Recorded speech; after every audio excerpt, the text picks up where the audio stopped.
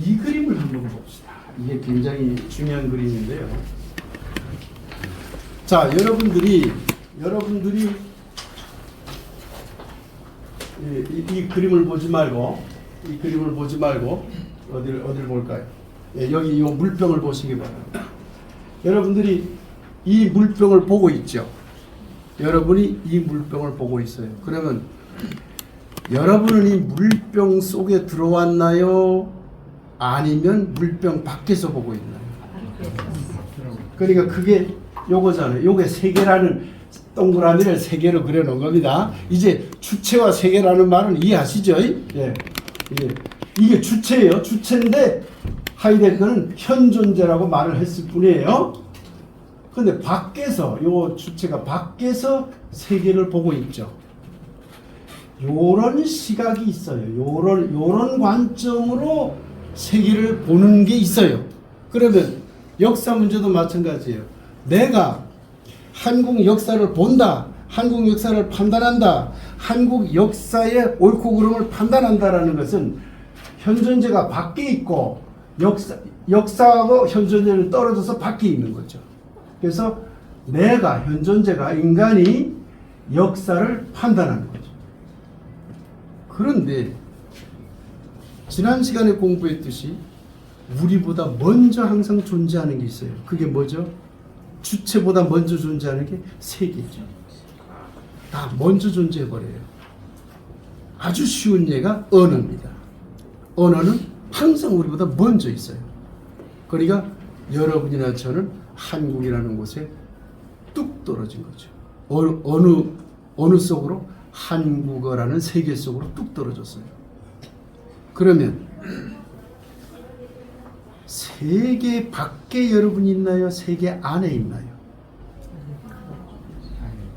세계 안에 있죠. 자, 내가 뭘 저걸 보는 것 같았는데 언어 하나를 예를 들어서 언어 하나를 예를 들면 언어 속으로 여러분이 들어왔지 여러분이 있은 다음에 언어를 다 만들어서 소통하는 게 아니에요. 언어 속으로 여러분이 던져졌어요. 그러면 여러분이 언어 밖에서 언어를 보고 있는 게 아니에요. 언어 속에서 언어를 볼 수밖에 없어. 그게 요 그림이에요. 요 그림. 현존재가 제일 안에 있어요. 현존재가. 두 번째 요 동그라미가 아까 얘기했던 특정 집단, 민족 문화. 이거는 전체로서의 세계. 그러니까 나는 주체는 세계 속에서 세계를 보고 있어요. 이게 근대와 현대를 나누는 바로미터입니다.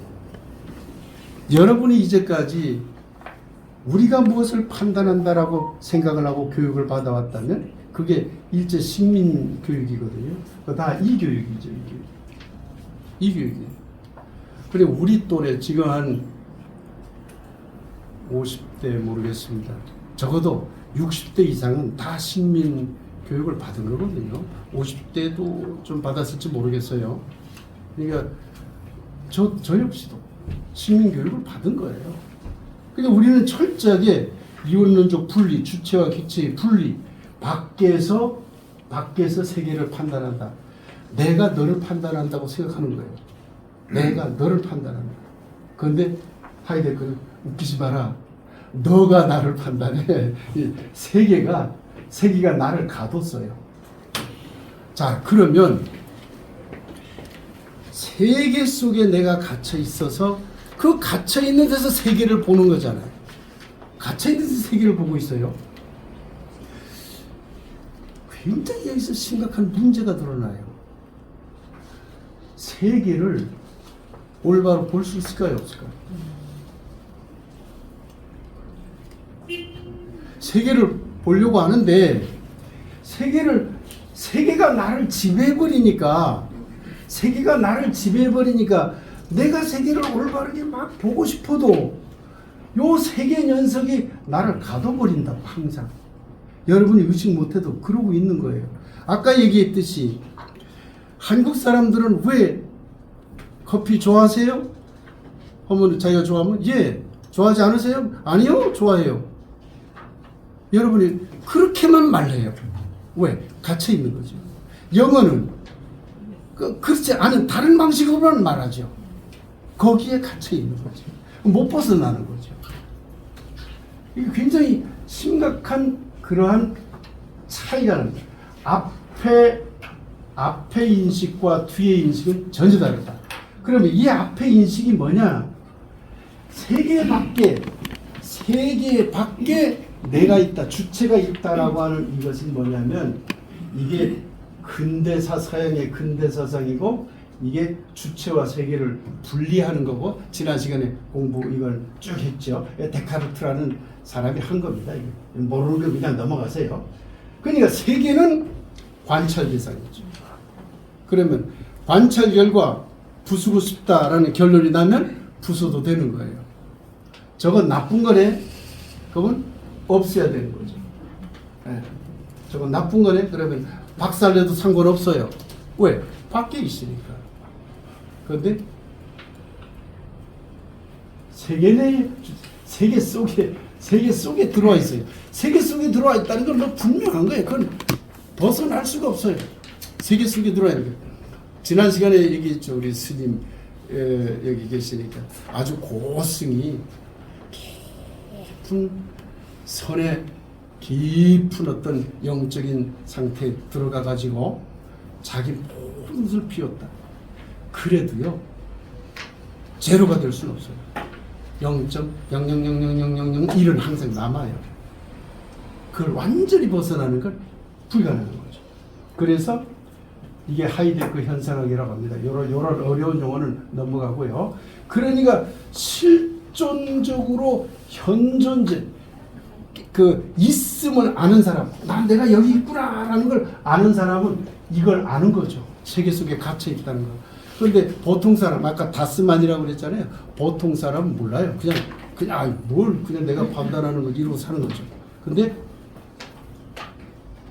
딱 이거 보니까 이거 내가 판단하는 게 아니라 세계가 날 판단하네. 언어 얘기 하나 또 해볼까요? 여러분들 말할 때 여기저기라는 말 쓰죠. 사람들이 여기저기서 몰려오네 그러잖아요. 저기 여기서 몰려오네라고 하는 분 있어요? 잘 없죠. 그잖아요. 한국 사람들은 그냥 여기저기 사람들이 여기 꽃이 여기저기 뭐 만발이네. 항상 여기저기예요. 왜 여기저기예요? 우리가 갇혀있지. 근데 일본은 놀랍게도 반대로 합니다. 저기 여기라고. 아찌고찌라고. 일본은 아찌가 저기 저쪽 고찌 여기 이쪽 여기라는 말이에요. 그러니까 일본은 고찌 아찌라는 말이 없어요. 아찌고찌 항상 걔는 아찌라 고찌라. 저쪽에서 이쪽으로. 우리는 이쪽 저쪽. 우리의 관습도 문화고 언어도 문화고 모든 우리 사고도 문화고 인식하는 모든 건 문화라고 그랬잖아요. 그러니까 세계가 문화라고 그랬잖아요. 자연도 문화라고 얘기했잖아요. 제가 그 말 이해했죠. 자연이 왜 문화일까? 본래 학자들은 자연과 문화를 반대 대칭으로 놓죠. 그러나 오늘날 그렇게 안 나요. 왜? 왜 자연도 문화죠? 자연이라고 인식해버리면 문화가 되죠. 인간이 개입해버리면. 그런데 인간이 개입하는 인식이 개입 안 하면 자연은 있다 없다를 말할 수 없기 때문에 모든 것은 문화가 되어버리는 거예요. 그래서 세계는 문화다라는 결론이 나오는 거죠. 뭐 문화학을 공부하려고 하는 건 아니니까 요것만 잘 이해해 주시면 되겠습니다. 어저께 강의하는데 전화벨이 딴거러면서 충격적이네 해서 웃었죠? 그저께인가요? 오늘도 충격적이네. 안 그렇습니까? 우리가 세계에 갇혀있다니. 갇혀있는 겁니다. 일본 사람들에게요. 아리랑을 배우라고 해보세요. 아리랑을. 막 교육시켜서 배우면 뭐 아리랑 모르겠습니까? 그러나 그러지 않고 그냥 듣고 부르라고 하면 이렇게 부릅니다. 아리랑 아리랑 아라리유 이렇게 불러요. 아리랑 아리랑이 아니고 아리랑 아리랑 좁혀서 불러요. 좁혀서. 제 노래를 구분이 안 가나요? 네. 개 이름으로 부를까요? 개 이름으로. 우리는 솔라 솔라 도레 도레 미레 도라 솔라 솔라 이 시원히 뻗는데 일본은 미파 미파 라시라시 도시라 파미 이렇게 걔네들의 어떤 음악적 구조 속에 갇혀 있고 우리는 여러분이 그런 식으로 노래 부르라고 해보세요. 못 불러요. 아, 한국 사람 부릅니다. 왜? 뽕짝이 들어와서 한국을 점령해버렸어요. 일본에 뽕짝이 들어와서 엔카가 들어와서 엔카가 그런 거예요. 미팔라시 도시라파미 이게 그 음악적으로 일본 엔카거든요. 미팔라시 도시라파미 짜짜짜 짜 짜라란 짠짠 짜라란 짠 이게 뽕짝이에요. 우리나라에는 그런 음계가 없어요. 아예. 근데 일본이 들어와서 점령한 거예요, 사실. 근데 따지고 보면 이것도 식민지 점령이죠. 뭐 이것까지 다 벗어나서 제가 몰매 맞을지 몰라서 그 얘기는 또 나중에 하도록 하고요. 일본은요. 나중에 가서 제가 한국 문화하고 일본 문화 비교해서 우리의 존재 틀이 뭔가 하는 걸 말씀을 해드리겠습니다만은 다음 주 강의 들어가서 일본은 줄입니다. 모든 걸.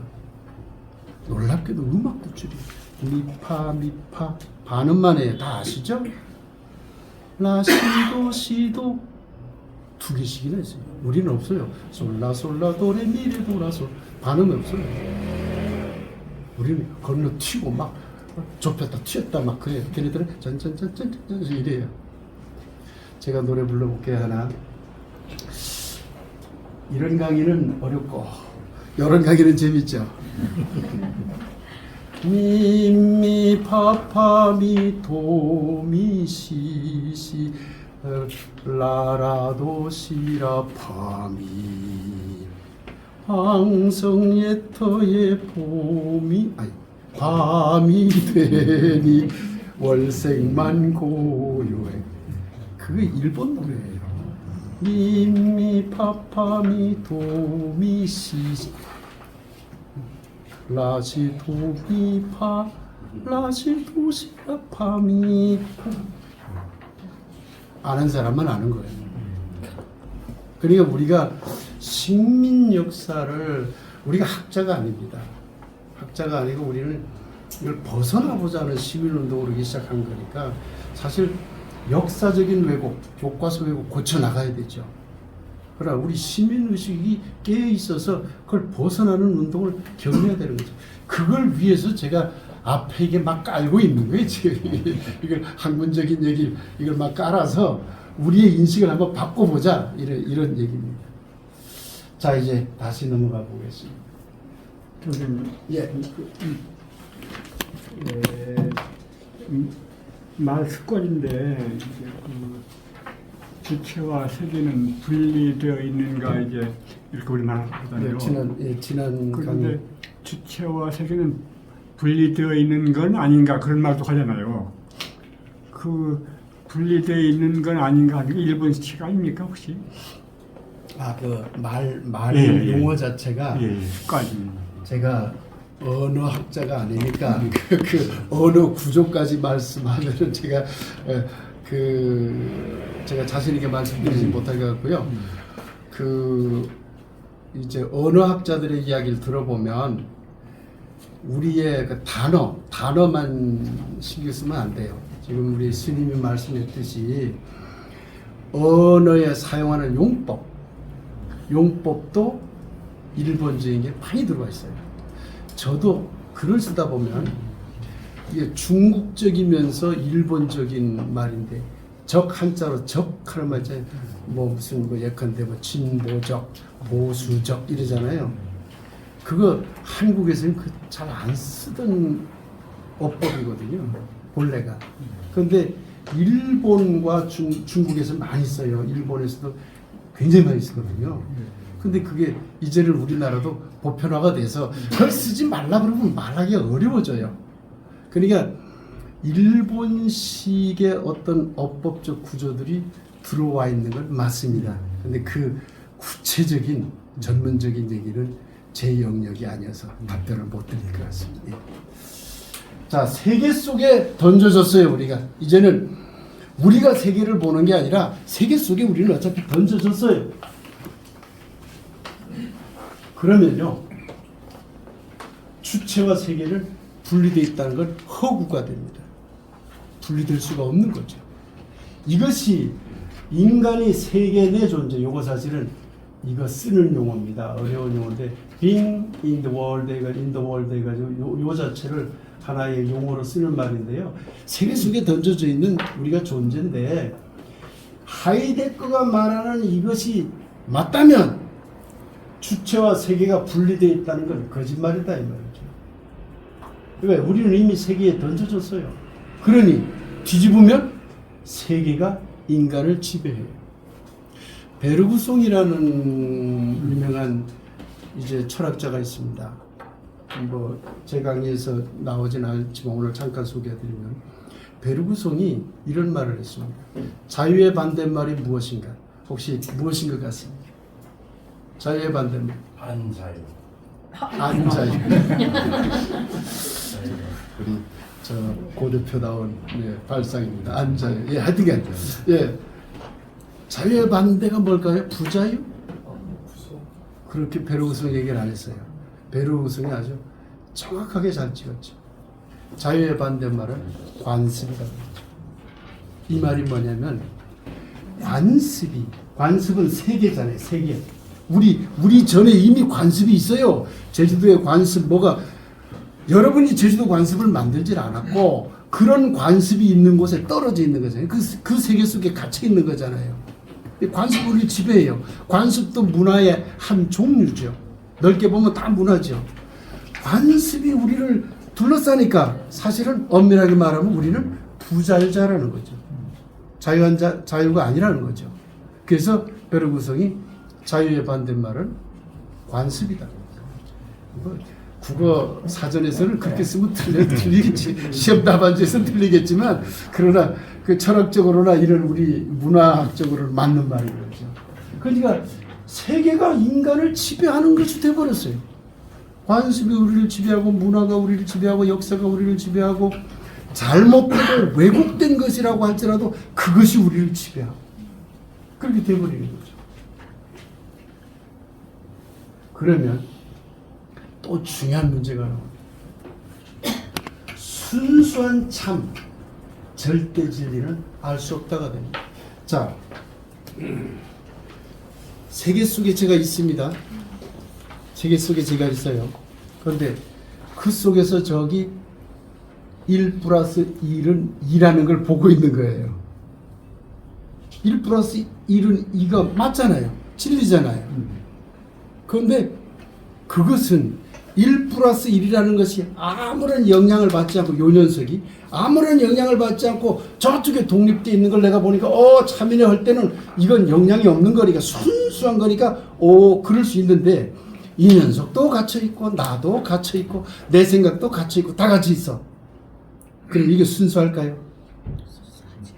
순수하다고 할 수 없는 거죠. 그래서 모든 진리는 절대 진리가 없다는 거예요.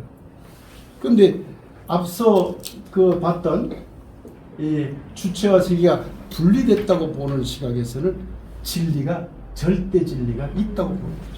종교는 흔히 절대 진리가 있다고 말합니다.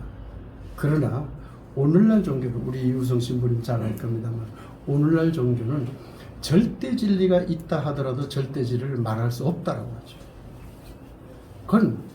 그건 우리의 인식의 영역이 아니에요. 노자가 쓴 이제 유명한 이제 도덕경이라는 책이 있습니다. 그 책에 제가 이번 강의에 노자도 포함시켜서 제가 노자를 좋아해서 좀 공부한 바가 있는데 할까 하다가 유교 얘기할 게 너무 많아가지고 다음 주에 도저히 뭐 그 넣을 수가 없더라고요. 다음에 기회가 있으면 더 해드리겠습니다만, 노자의 도덕경의 첫 구절이 뭔 줄 압니까? 이게 아주 명문장입니다. 명문장. 첫 구절. 노자가 쓴 도덕경이라는 책의 첫 문장. 도가도 비상도, 명가명 비상명이라. 그 상자를 항자로도 씁니다만은, 도가도 비상도. 도는 종교적으로 그러면 신이라고 해도 좋습니다. 뭐 절대 진리라고 해도 좋고요. 도라고 하면 이미 그것은 도가 아니다. 왜 그렇죠? 자 보세요. 여기 도가 있다고 쳐요. 그게 이 세계 밖에 있는 뭐가 있다고 상상해 봅시다. 그럼에도 불구하고 내가 요게 도야 하면 이미 이걸 갖춰요. 이미 갖춰. 저기 있는 도하고는 틀린 도야 이거는. 그래 어떤 경우도 인간이 정의 내린 그 어떤 것도 절대화할 수 없다는 거죠. 근데 과거 기독교, 우리 기독교 여기 믿는, 저를 포함해서 기독교 믿는 분들 과거 기독교에 대해서 철저히 반성해야 되고, 우리 모임에서 제일 앞장서시는 분이 제가 느끼기는 우리 이유성 신부님이신데, 철저히 반성하시고 새로운 기독교 말씀하시고 그러는 걸 제가 잘 알고 있습니다만, 철저히 반성해야 되는 게 뭐냐면 기독교를 절대 진리화한 거예요. 그리고 동양 문화를 객관화, 세계 밖에 있다, 주체 밖에 있다 판단하지. 여기서 서양이 판단했어요. 너네 틀렸잖아. 가서 깨부시고 기독교 믿어진 거죠. 완전히 틀린 거죠. 기독교 현재 믿는 사람들도 그렇게 해서는 안 되는 거죠. 그러니까 그래서 오늘날은 기독교가 믿든 불교를 믿건 뭐 유교를 믿건 뭐가 믿든 사실 종교적으로 겸손해질 수밖에 없습니다. 왜? 내가 믿는 절대라는 어떤 존재가 있다 하더라도 그걸 온전히 그분을 우리는 알 수 없다. 알려고 노력은 해야 되겠지만 알 수는 없다. 그래서 그 알려는 방법을 어려운 말로 부정의 길이라는 길이 있어요. 근데 그것까지 설명은 안 하겠습니다. 그러나 그 길로 간다 하더라도 알지 못해요. 조금 가까이 다가갈 뿐이죠. 그러면 만일에 이걸 역사와 연결시켜 봅시다. A라는 것이 참 역사다. 결정할 수 있을까요? 그렇게 하지 말라고 제가 얘기하는 게 아닙니다. 이 하이데크 얘기를 통해서 우리가 고민해 보자는 거죠. 이게 참 역사다. 그러면 그걸 절대화할 수 있을까요? 없다는 거죠. 그건 분명히 절대화 못해요. 그러면 여러분이 저한테 질문해야죠. 그러면 어쩌라고? 그럼 어떻게 해야 되는 거예요? 뒤에 나옵니다. 그러면 학자들도 고민한 거죠. 그럼 어떻게 해야지? 뒤에 가서 또 얘기가 나오니까 오늘은 좀 기다려 주시기 바랍니다. 금요일 날 그 어쩌라고 한 이야기에 대한 이야기가 나옵니다.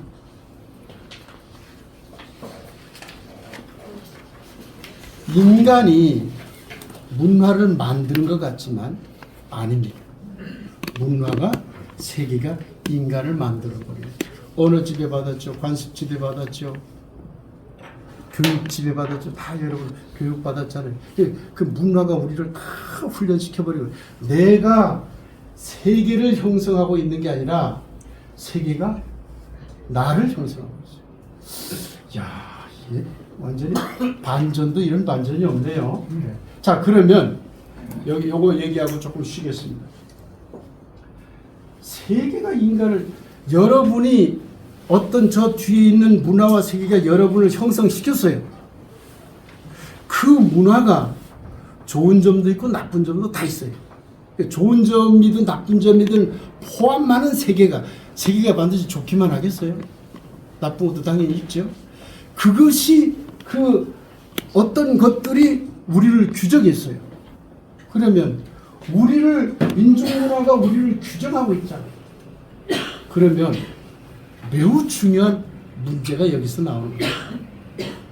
그건 뭐냐면은 나를 잘 알려면, 주체를 잘 알려면, 여러분을 잘 알려면, 여러분 스스로 여러분을 잘 알려면 뭘 알아야 되겠습니까?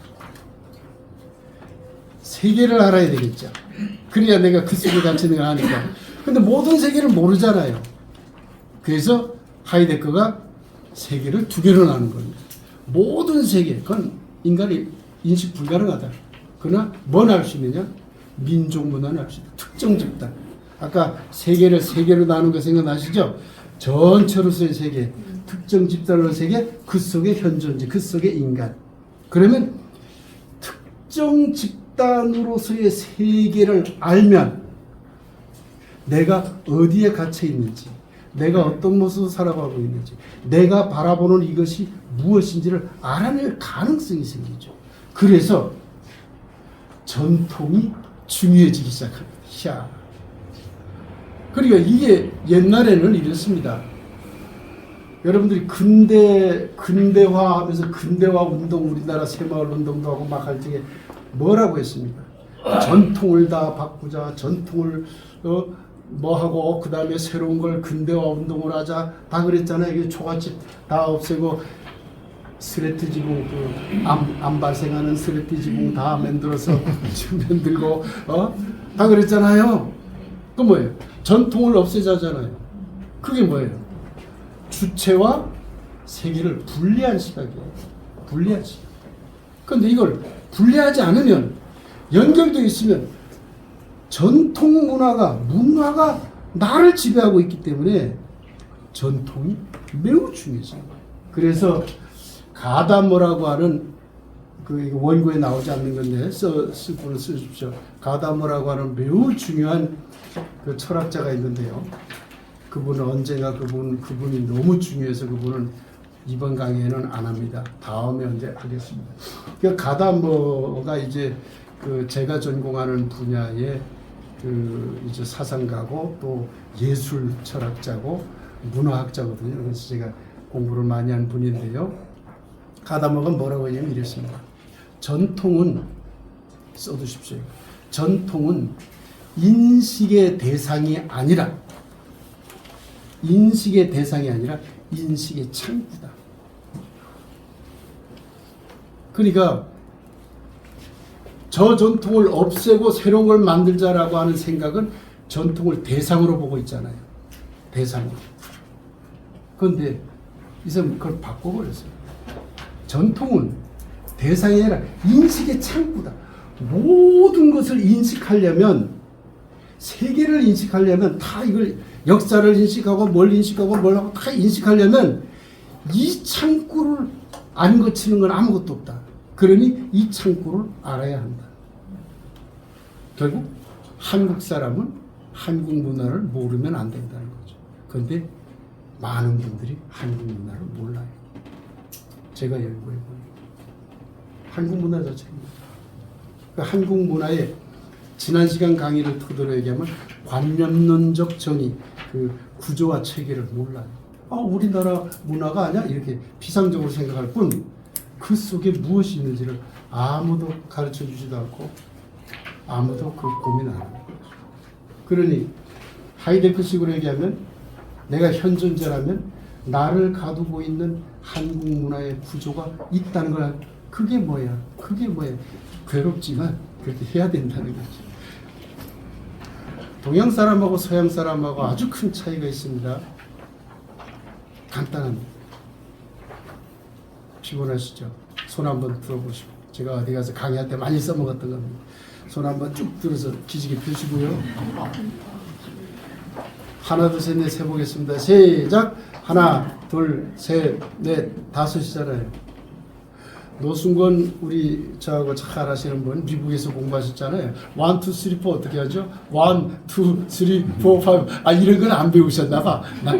나는 이런 것만 관심 있는 사람이죠. 1, 2, 3, 4, 5 안 합니다.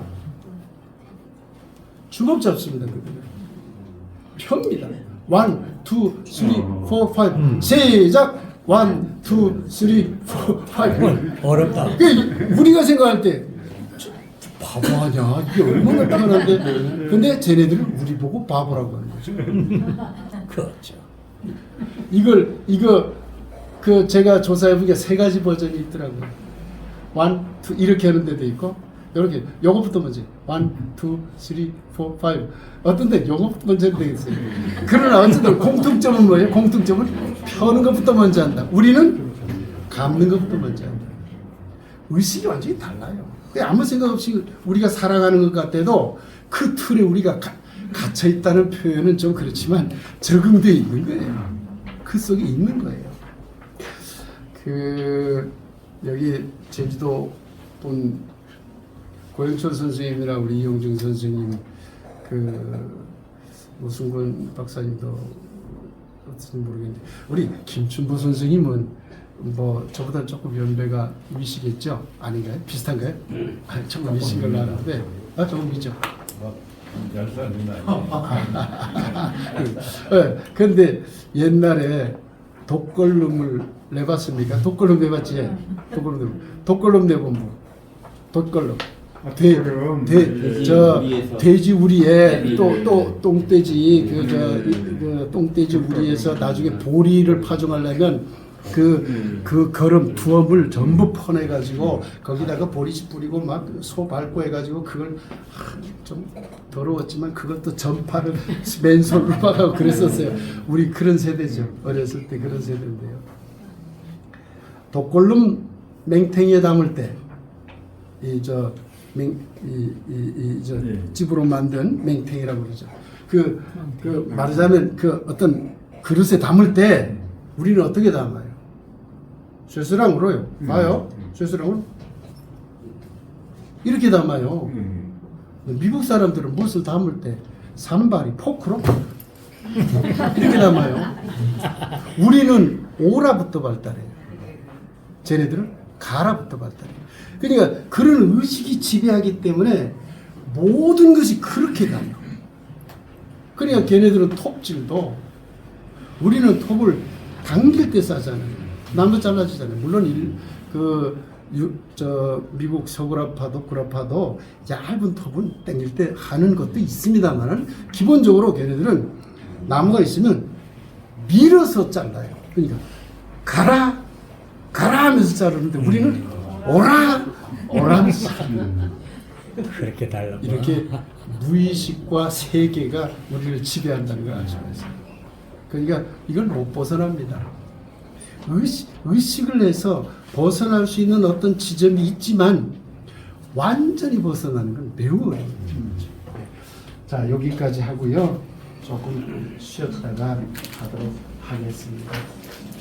한국인은 한국 문화 안에 있다. 우리가 또 개인이 요 안에 있고 한국 문화가 렌즈고 세계가 있다. 아까 설명드린 겁니다. 문화는 불가피하다. 네. 인식 조건, 우리 언어 이렇게 다 지배한다. 그 다음에 또 진리는 항상 문화의 풀어짐을 통과한다. 그 정도만 하고요. 이제 아이고 할 게 많은데 조금 쉬었다가